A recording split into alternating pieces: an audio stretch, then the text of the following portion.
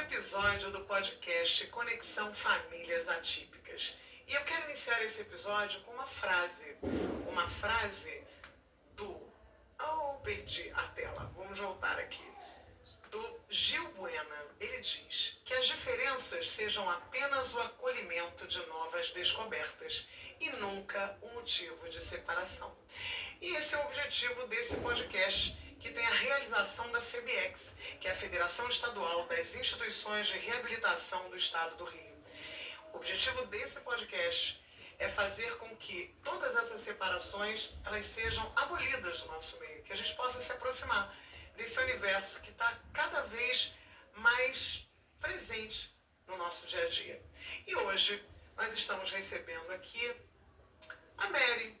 A Mary, ela tem uma história de 15 anos com assistência social. Ela teve o primeiro contato com a assistência social na Universidade Castelo Branco. E ela é uma pessoa extremamente engajada, criou um projeto para financiamento para manter ONGs, né? Então, assim, a sua história foi vivida para assistência social. E você tem 2 filhos. Os 2 filhos são PCDs? A gente tem que fazer o dever de casa. Desculpa. Antes de qualquer coisa, vamos à descrição. Eu sou Milva Campos, eu estou vestida com um vestido verde de algodão, eu tenho cabelos loiros, eu sou branca, eu acho que é isso, eu tenho 1,72 m, acho que já tá bom por aí. Mary. Sou Mary. Seja bem-vinda. Obrigada.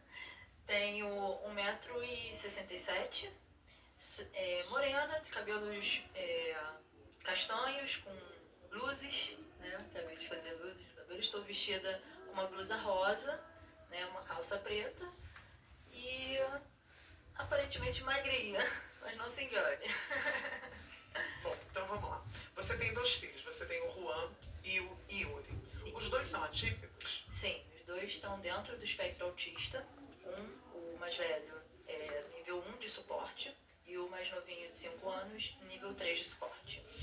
E uma pergunta que eu quero que seja antes de falar do autismo, eu tenho uma pergunta para você. Preparo, esse é o tema. Você acredita em coincidência ou você acha que você foi misteriosamente preparada para essa jornada, tendo em vista o seu convívio com a assistência social durante todo o tempo, nesse processo que antecedeu sua gravidez? Eu acredito que sim, tenha sido um preparo, sim, né, para uma coisa maior que a gente, no momento, a gente ainda não entende e a gente vai sendo levado, né, mas devido a toda a ajuda e todo o conhecimento que vai chegando, né, para auxiliar nessa tarefa, né, de ser uma mãe atípica, isso contribuiu bastante com a minha vivência hoje, né, tanto na área profissional como na pessoal, na maternidade. Então a gente nunca pode olhar para as experiências, né, achando que elas são apenas experiências. Elas às vezes são um preparo para que a gente consiga alguma coisa ainda muito maior. E quando a gente falou sobre o autismo, você me falou uma coisa muito interessante, né? Você falou que o autismo ele pode ter origem a partir de vários fatores, né? Inclusive você falou que o primeiro diagnóstico do seu filho não foi do espectro autista. Qual foi o primeiro diagnóstico? Ele, desde um aninho, né, a escola já identificava sinais de atraso no desenvolvimento, né, e sinalizou para que eu procurasse especialistas, né, para estar buscando ajuda. E quando eu levei para os profissionais, porque eu já trabalhava num local onde tinha muitos profissionais da área terapêutica, médicos, né? Trabalhei na obra social Dona Meca, fica na Taquara. Como é o trabalho? O que eles fazem? Eles fazem um centro mesmo de reabilitação e assistência social para as famílias dessas crianças. E, além disso, tem 2 abrigos também para crianças, um com deficiência e outros só crianças destituídas da família. Então, é um trabalho belíssimo de mais de 30 anos, né, e que justamente me preparou para estar desenvolvendo tudo que eu faço hoje e também com os meus filhos. E a partir de quanto tempo a partir de qual idade esse laudo mudou?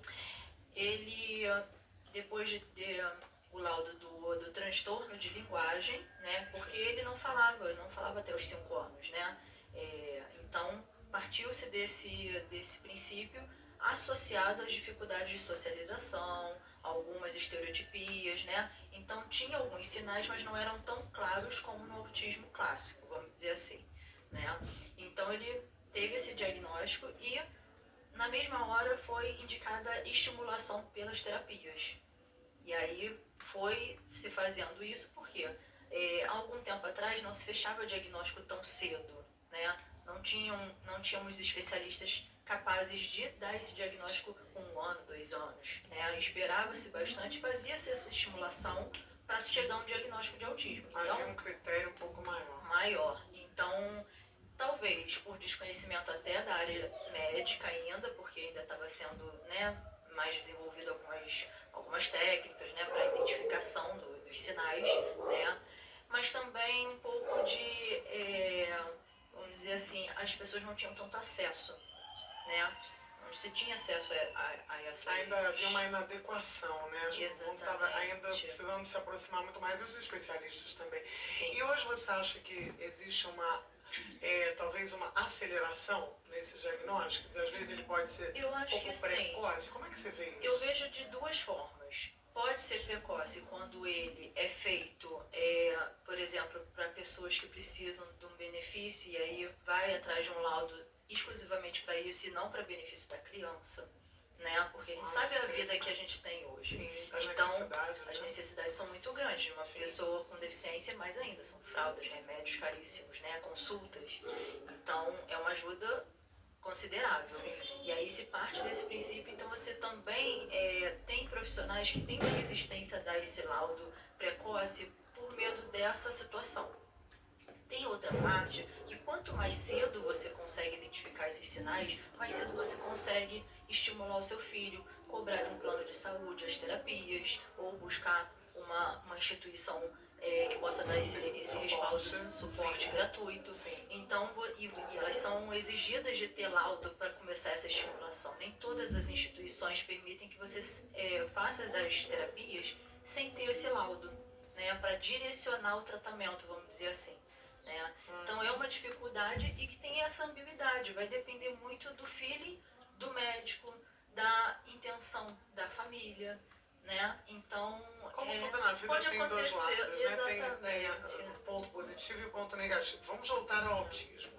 Você falou que o autismo ele pode ter origem a partir de vários fatores. Aí você falou genético, hereditário e ambiental. Interessante, quando você falou isso ambiental. Ambiental, como assim? No sentido de o que essa criança é exposta no seu dia a dia, né? Se essa criança, desde pequenininha, ela já foi exposta a telas, por exemplo. O meu filho em si, como ele não tem, ele depois fez o exame genético para saber se era genético, se tinha o gene do autismo, ele fez todos os exames, não teve, né? Deu negativo. E aí o geneticista me passou, olha, então pode ser que a causa do autismo do seu filho seja ambiental. O que é isso? Ele, a partir da exposição de algumas situações como telas, até o próprio ambiente que ele frequenta, se é muito estimulante, se é muita gente. Então tem coisas que vão se somando e a criança, se ela já tem um certo atraso, isso potencializa. Então, é muito difícil de diagnosticar a causa do autismo por conta disso. Porque assim como o espectro é gigantesco, por isso o nome espectro, né? Tem várias ramificações, o diagnóstico, né? A causa daquilo também pode ser muito grande. Pode ser várias coisas, pode ser uma gravidez também, tem algum tipo de problema. Uma exposição ao estresse, algum tipo de desregramento, substância. Então, assim, não se tem ainda estudos claros que digam, é isso. Não tem. Mas eu acho que é muito interessante você falar dessa questão das telas, né? Porque hoje, sem julgamento, né? Porque esse não é o lugar daqui, mas essa questão da gente delegar muito a educação dos nossos filhos, o tempo dos nossos filhos para as redes sociais, né? Sim. Então eu até falei disso no outro episódio, que há um estudo sobre isso, que isso faz com que os casos de TDAH aumentem a cada dia, e agora você está trazendo a questão do autismo. Então, pais, fiquem atentos com isso, a responsabilidade nossa de proteger os nossos filhos.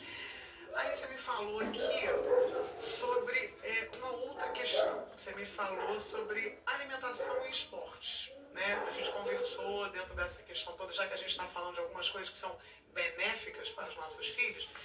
Qual a visão que você tem a respeito da tua vivência em relação à alimentação e esportes? A alimentação tem duas vertentes. Primeiro, a questão da rotina, né? Porque a criança com autismo ela precisa ter essa rotina de alimentação, né?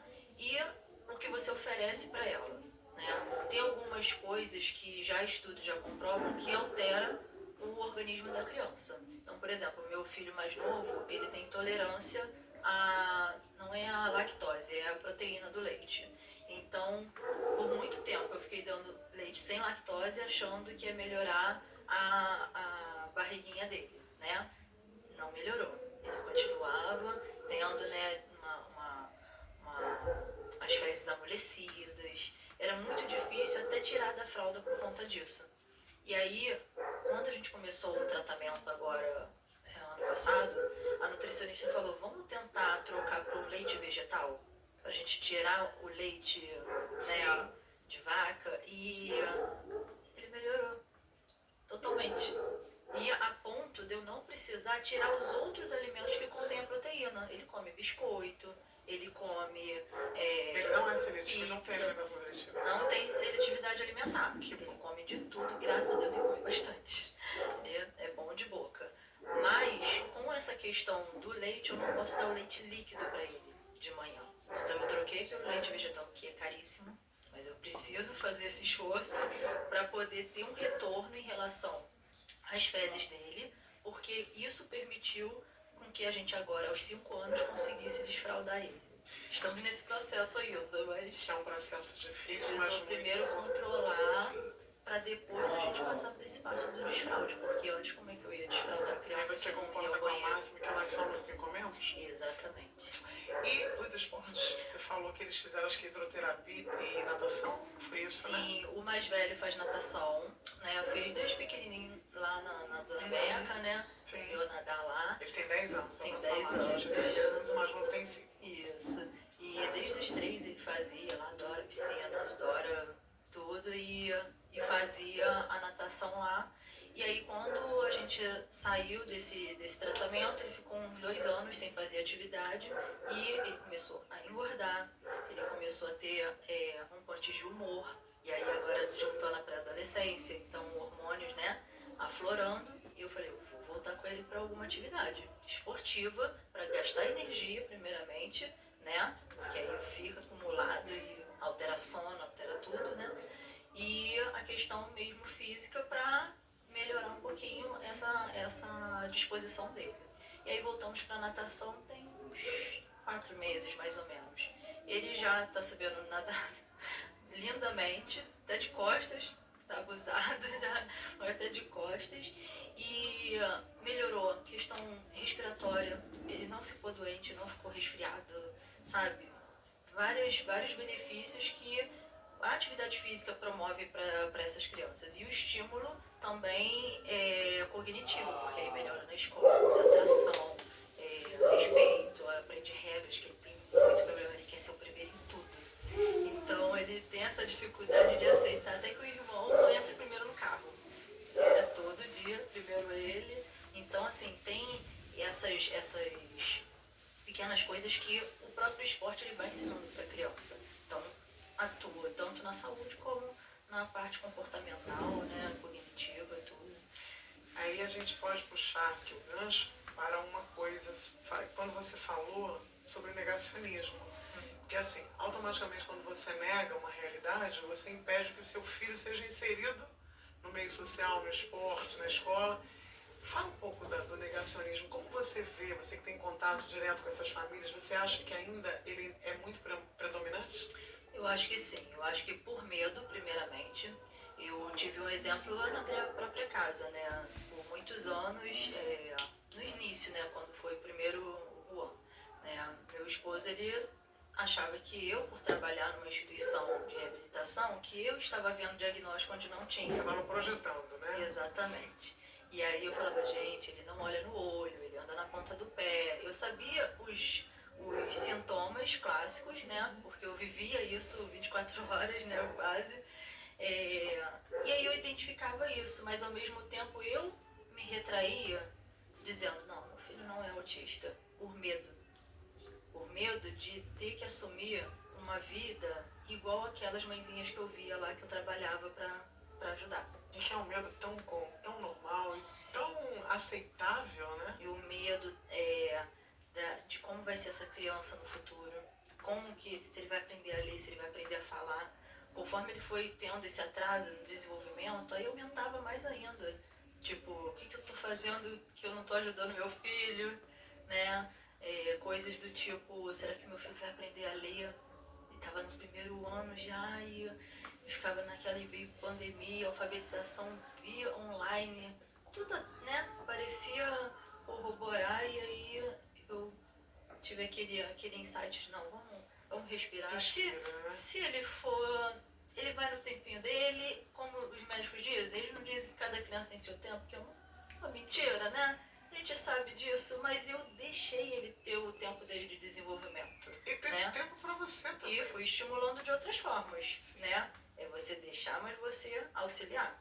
Você não pode e não negar largar. E isolar. Exatamente, porque se você nega, você tira a oportunidade dele se adaptar também.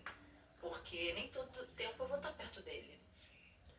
E esse trabalho também, eu acho que ele é um trabalho, ele é um trabalho de via de mão dupla, porque não só você também teve que se acostumar com esse processo, né? Ninguém nasce mãe e, mais ainda, ninguém nasce mãe atípica. Você vai se adequando, né? Então a gente se cobra demais. Agora vamos lá, a gente já falou de preparo, agora eu quero uma outra coisa. A gente falou também, dentro dessa coisa de não excluir, de não isolar, tem a questão da escola. E tem uma questão que é muito levantada, que é a questão da mediação. E aí, seus 2 filhos têm mediadores de graça, você falou. Qual a realidade da mediação, do cumprimento da lei, principalmente no Rio? E para você, o que todo mediador deveria ter, você como assistente social? Olha, hoje meus filhos têm mediação graças ao investimento da escola que eles estão, que é uma escola maravilhosa lá no bairro da Taquara, não sei se posso falar o nome. Eles fizeram um investimento que nenhuma escola da Taquara fez, que é uma equipe de mediação. Nossa. Você imagina, todas as turmas têm autistas. E outras síndromes, né? Tem outros neurotípicos. Então, eles fazem reunião só com essas mães para mostrar. Tem sala sensorial. Que escola particular faz uma sala sensorial? Né? Multissensorial. Então, assim, e acompanhar aquela criança desde o berçário, a gente botar berçário agora, né? Tem pré-1, tem maternal. O meu, desde o maternalzinho, já tem o acompanhamento. Quando chegou no maternal 2, ele falou, vai ter a mediação exclusiva. Porque já viu que precisava, né? Para estar desenvolvendo, fazendo as atividades, porque ele não segurava o lapisinho de cor, ele não botava a mão na tinta, né? Sensorial. Então, não participava das atividades como as outras crianças. E eles não precisaram esperar eu pedir ou o médico pedir. Eles sugeriram. Então isso foi um diferencial muito grande.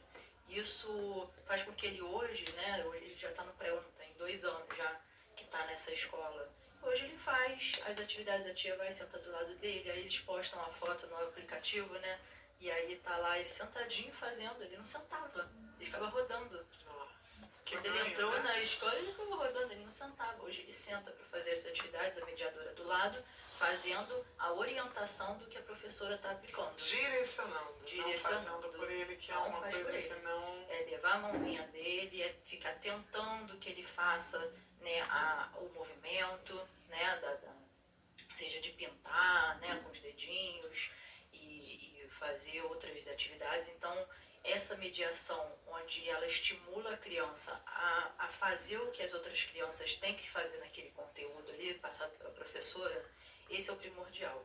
Para o meu mais velho, isso está sendo um divisor de águas, porque ele é nível 1.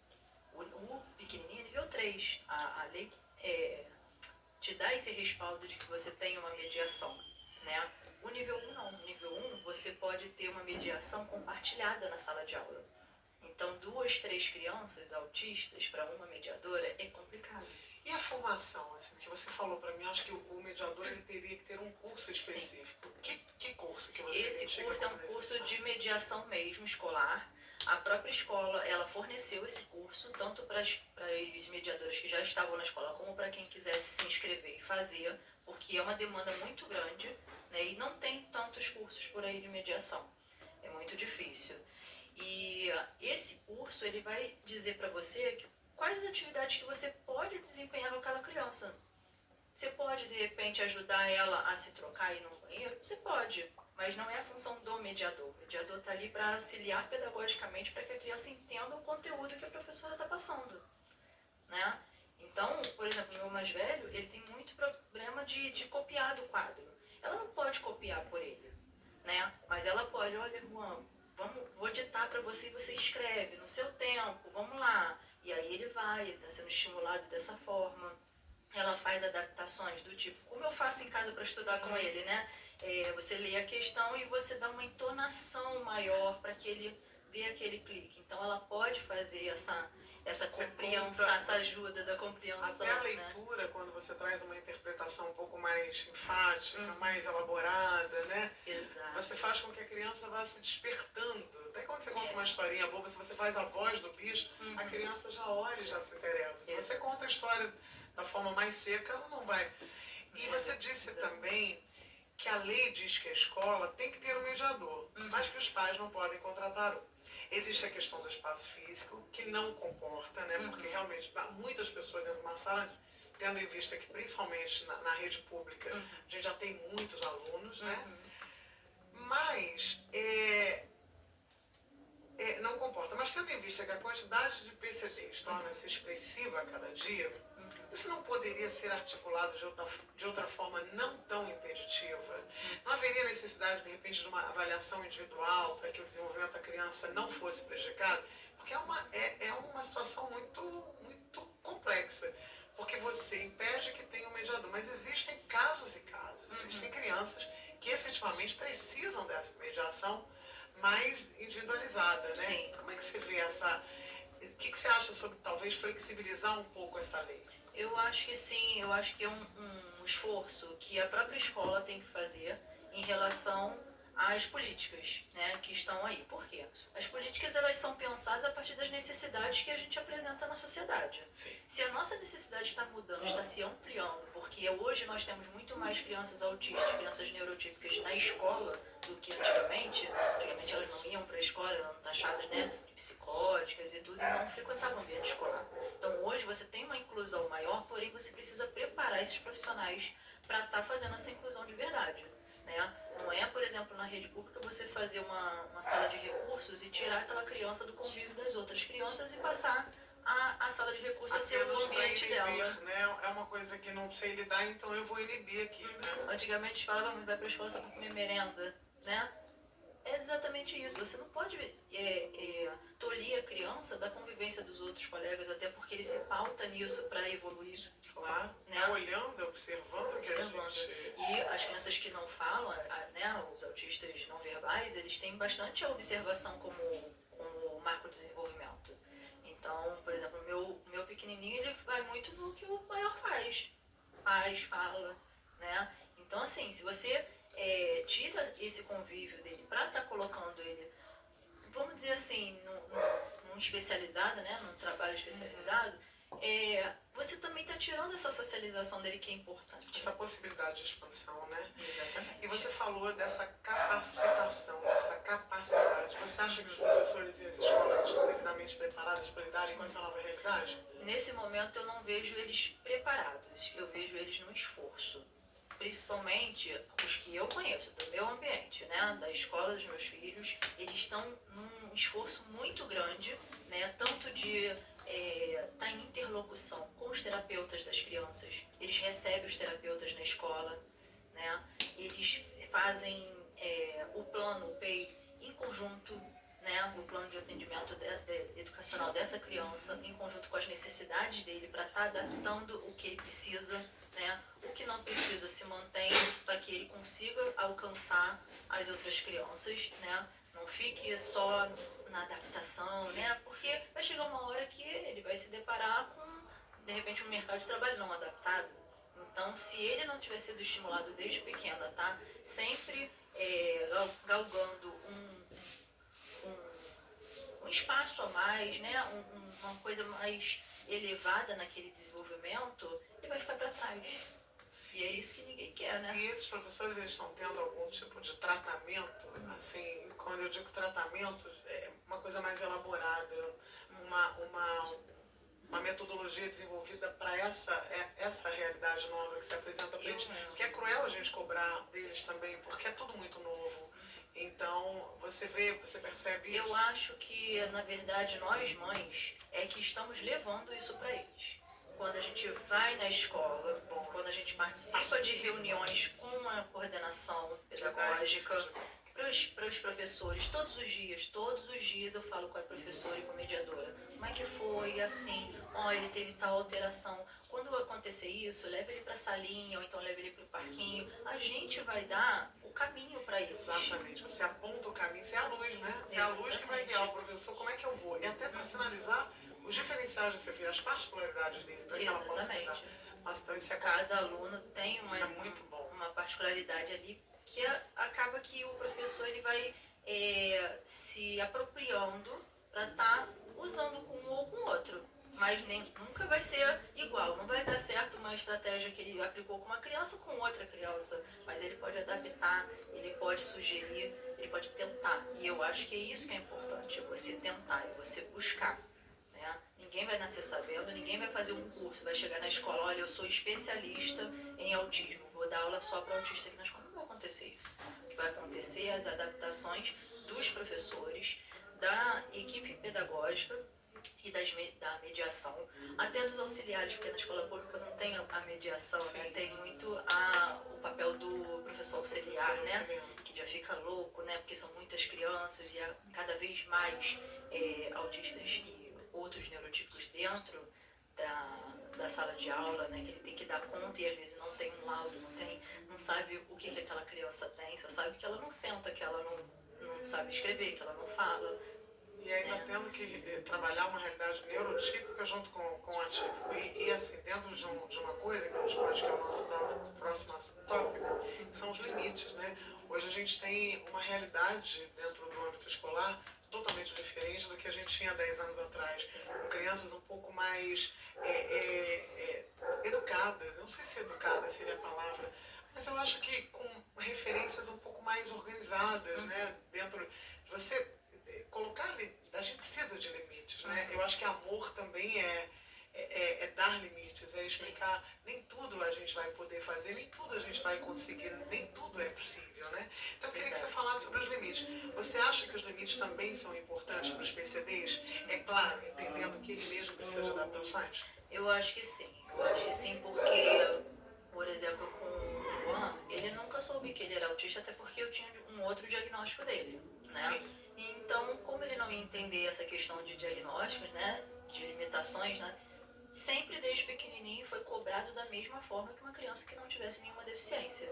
Então, foi cobrado de fazer trabalho de casa, foi cobrado de respeitar os coleguinhas, foi cobrado de não falar palavrão, foi cobrado de ser gentil com as pessoas.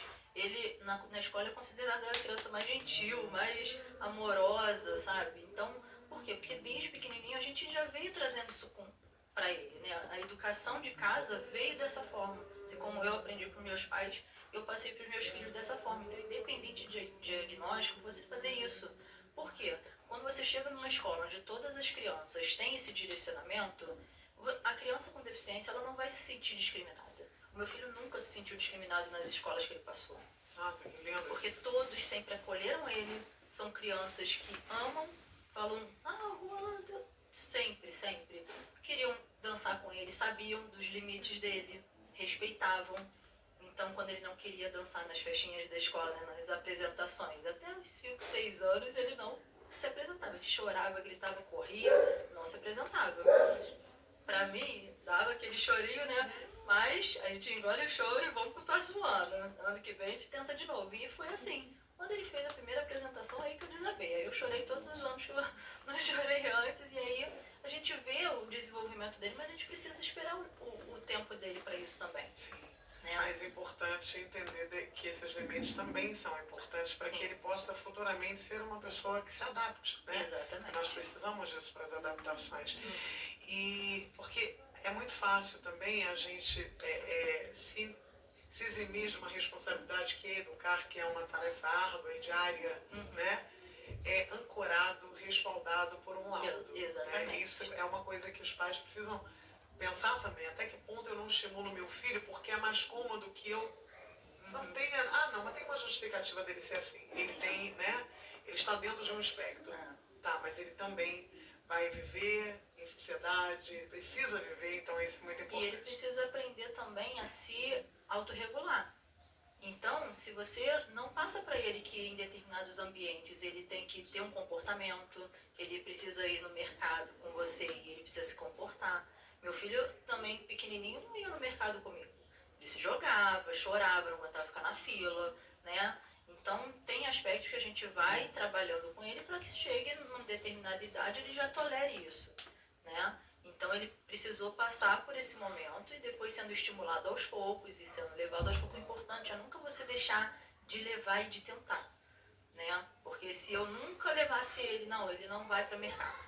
Como é que eu ia fazer? Sim. Né? Tem momentos em que eu tenho que pegar os dois, botar um em cada braço e ir. Exatamente. Não tem o que fazer. Bom, as terapias compiladas, né? Você retirou seus filhos da Meca, levou para uma clínica com atendimento individualizado. Você acha que isso teve um ganho?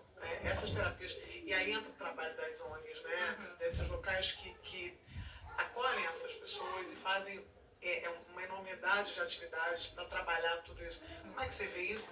E aí, dentro desse organismo aí que a gente está falando, você tem você é uma pessoa que realmente tem um chamado bem especial, porque você hoje, eu acho que atualmente você está no Luz da Sofia, né? Ou você já esteve? Eu estou e mais 3 ONGs. Eu trabalho como assessoria, depois que eu saí de CLT, né, de lá, há 3 anos eu abri uma assessoria meio que levada, porque quando eu saí desse trabalho, eu saí para cuidar dos meus filhos e dos meus pais, né? Meu pai também tem uma doença degenerativa e precisava de apoio.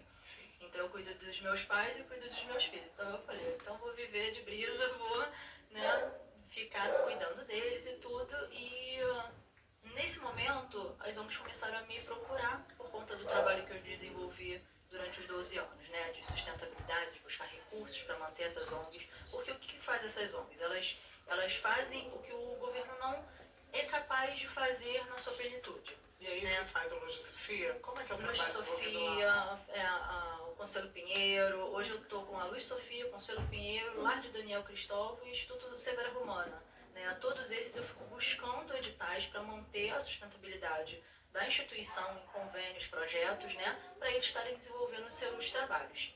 A maioria, né, é de PCD. Então, as que me procuraram trabalham com pessoas com deficiência. A Luz Sofia tem uma especificidade que é as síndromes raras, né? E até pouco tempo tivemos um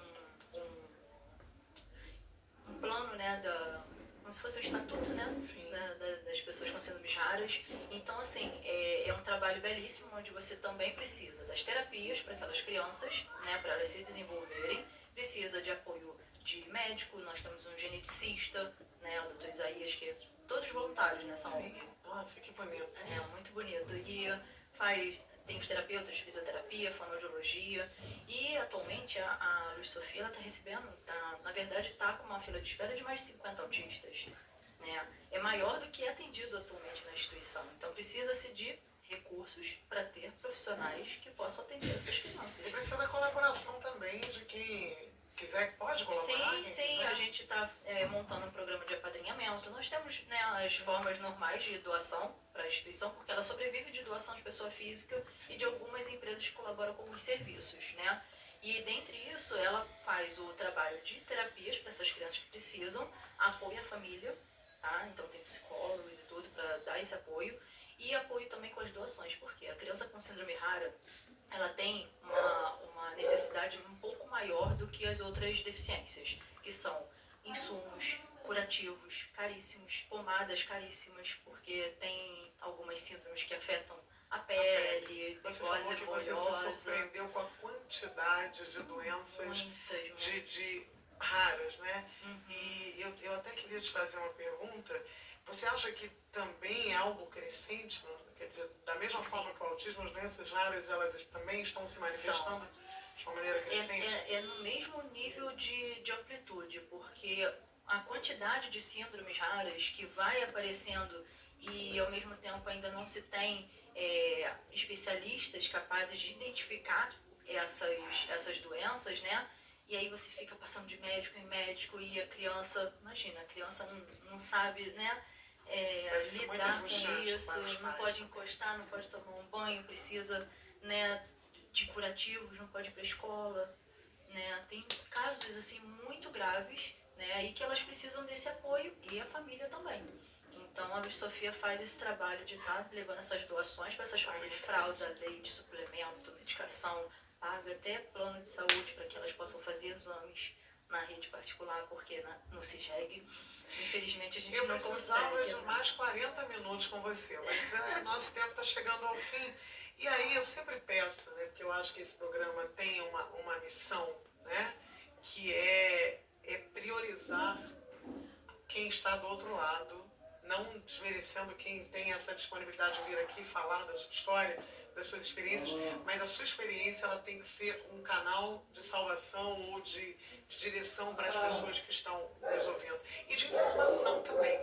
E aí você falou sobre as preocupações futuras e eu queria que dentro disso você olhasse para lá e desse uma mensagem para as pessoas, para de repente as mesmas mães que têm angústias parecidas com as que você tem quanto ao futuro dos seus filhos, né?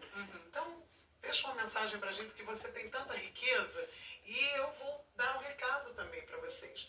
Não se esqueçam de se inscreverem no nosso canal no YouTube e no Spotify. Os links eles estarão disponibilizados lá embaixo, né? E também ativa no sininho as notificações, ok? A gente precisa de vocês disso para que esse podcast chegue a mais pessoas e essas informações valiosas alcancem essas pessoas. Vamos lá, agora o final é com você. Eu acho que entrar num mundo atípico, ninguém vai te ensinar. Você aprende fazendo. Olha para baixo. Né? Então eu acho que dar o seu melhor, não esquecer que ele vai ser seu filho em qualquer circunstância, né? E dar muito valor a quem te apoia, sua rede de apoio, né? As pessoas que querem te ajudar, porque a gente tem muita resistência quando você recebe um diagnóstico, você tem resistência de receber um conselho, você tem resistência de procurar um profissional por medo, né, por insegurança, mas isso tudo vai fazer com que você consiga ajudar o seu filho. E é essa a nossa missão como mãe. A gente não pode colocar ele numa redoma e, não, agora eu vou proteger, porque uma hora você não vai estar ali. E o futuro? Vamos preparar essas crianças para o futuro. Né? Tenho visto muitos exemplos de autistas e de outras pessoas com deficiência na vida adulta. E essa sempre foi uma angústia minha. Como vai ser? Né? Quando ele era pequenininho, eu queria saber se ele ia falar. Quando ele começou a falar, eu queria saber se ele ia aprender a ler, escrever. E agora vai mudando, vai aumentando essa angústia, vamos dizer assim. Mas a gente precisa ter um respaldo até psicológico mesmo para os pais, para as famílias, para que a gente possa estimular essa criança a evoluir. E eu acho que por aí, e pela educação, dá muito valor à educação. E para o poder público, você quer deixar algum recado? Eu acho que nós temos que melhorar um pouco a intervenção das políticas públicas, porque eu, enquanto elaboradora de projetos, né, eu vejo muita política no papel. Né? Temos leis, bastante leis, né, que não são cumpridas, não são, vamos dizer assim, não chegam onde tem que chegar. Né? E nós precisamos fazer com que essas leis sejam cumpridas na prática, cobrando, levando a nossa voz mesmo e oferecendo oportunidades para quem quer desenvolver um trabalho. Então, quando você vê a federação, né, a FEBEX, as instituições trabalhando né, em prol desse público, apoie. Apoie doando, apoie levando a voz, apoie dando suporte, né? E a gente fala dessa forma, tanto na esfera privada como pública. Na esfera privada a gente já até tem uma boa aceitação, né? O povo brasileiro é muito solícito, né? É bem solidário, mas nós precisamos que as políticas públicas sejam voltadas para isso, os recursos cheguem nessas instituições, porque elas vão traduzir isso em profissionais para essas crianças, vão traduzir isso num trabalho efetivo, quando a gente sabe que na esfera pública a gente ainda não tem essa expertise, né? Quero agradecer a sua presença, né, toda a experiência que você traz da assistência social. É tão bom ouvir também uma mãe que é profissional, né, que está dentro de uma área que está totalmente ligada a isso. E foi um prazer conversar com você. Queria mais de 50 minutos, seria um papo aqui para muito tempo, mas o nosso tempo acabou. Queremos agradecer o respeito e o acolhimento de vocês e que vocês possam divulgar tudo isso, porque com certeza a fala da Mary não foi útil e encantadora só para mim, mas será para vocês também. Muito obrigada e até o próximo episódio.